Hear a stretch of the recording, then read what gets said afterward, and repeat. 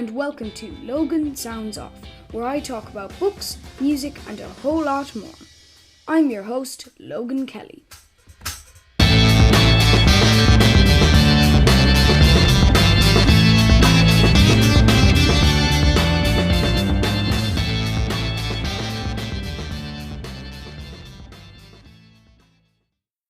Hello, welcome to Logan Sounds Off. Today we're doing our third book review.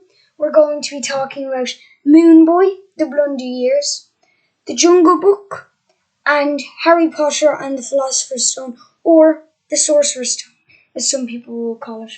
The first book we're going to talk about is The Moon Boy, The Blunder Years book.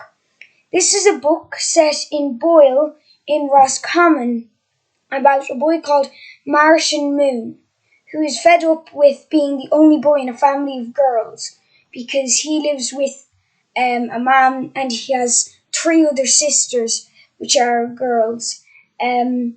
He's desperate for a decent wingman, as he called it, to help him navigate through his idiotic life. So when his best pal, called Patrick, suggests that Martin might get an or imaginary friend, he goes for it, and then he gets this imaginary friend. It doesn't work out. He calls this guy to get this guy out, and then he becomes the imaginary friend, and it's all very topsy-turvy. For those who feel like Martian, that they feel like they are living an idiotic life or something, this is a very good book. It's a really, really funny book. Some parts aren't, for younger readers, it's kind of a bit 12s-ish that you'd want to read it at. And it's really, honestly, it's one of the funniest books I've ever read. It's by Chris O'Dowd and Nick V. Murphy.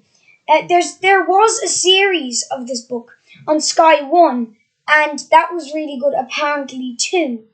And there's some characters in this that you wish they were real. And if, let's say, you're not reading in Ireland and you come across the word like crack and you spanner, it would have a dictionary to show Irish people say this when...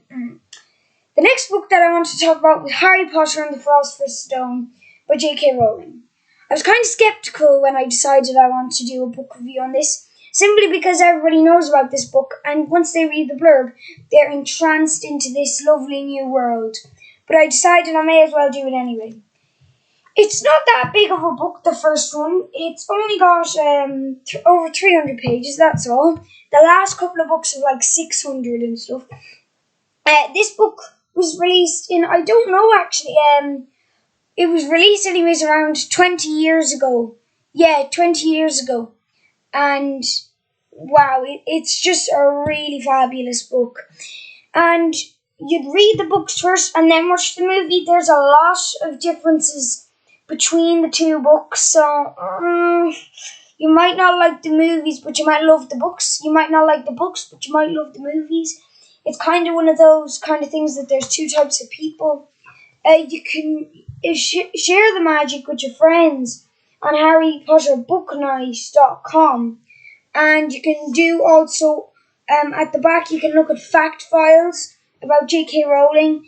You can look about more books that are out now, and you can look and you can see I think the blurb for the next book on the back on some of the editions. So it's a very good book. It's got a lot in it. It's quite heavy, but for those who haven't read the book, it's a very good way to escape life if you're not exactly enjoying it at the moment. Then, you've got The Jungle Book. Everybody knows Baloo the bear, Mowgli, but nobody will know about Kotick the white seal. In this book, there's 7 parts, chapters, whatever you want to call it, and 4 of them are not about Mowgli. Only 3 of them are. And the first 3 are all about Mowgli. He grows up and he becomes this teenager jungle boy who goes around the place fighting for his life, basically, against a tiger and a wolf pack that's gone against him. They call fire in this the red flower because they don't know what fire is as they're animals. So some of the parts are quite humorous. There's lovely illustrations in some of the books that you can get of it. And it's based in India, I believe. And the religion that the people have in the village in this story, right next to the jungle, is Hindu. So that gives you a good kind of perspective on where they are. The last 4 chapters, I was quite surprised. Why is it not all about Mowgli? Well, the simple reason was the Jungle Book was mostly focused on Mowgli because he was a man. And it was kind of a longer story. Because each other chapter were tiny short stories. That last one was about a donkey talking to some other animals for, I think, 50 pages. That's all that was. The unabridged version, which means the first ever edition just remade, it's kind of heavy. There's a lot of Old English in some parts of it, and there is sometimes just words that are quite complex and hard to know. This book, though, for a book that was made in 1895, I think, or 1894, yes, I'll just double check here now. It's a very, very, very understandable book. It's really amazing. The original illustrations were made by the dad, actually. Yeah, they were made by the dad. And really, I think that the Jungle Book is a very good 1894, just check there, book. And a lot of kids might enjoy the film, but they never read the book in their life. There's a lot of people who do that. I definitely recommend reading the book. It's amazing. I was hooked onto it. Originally, I was going, oh my god, this book is, it's not. It's lovely. Though, if you go at the start thinking, oh, this book is brilliant, and you start reading on, then you might be thinking, for after the start. It takes a little while to get into it, but once you get into it, wow, it's amazing. So, our first book, Moon Boy, the Blonde Ears, 4 stars.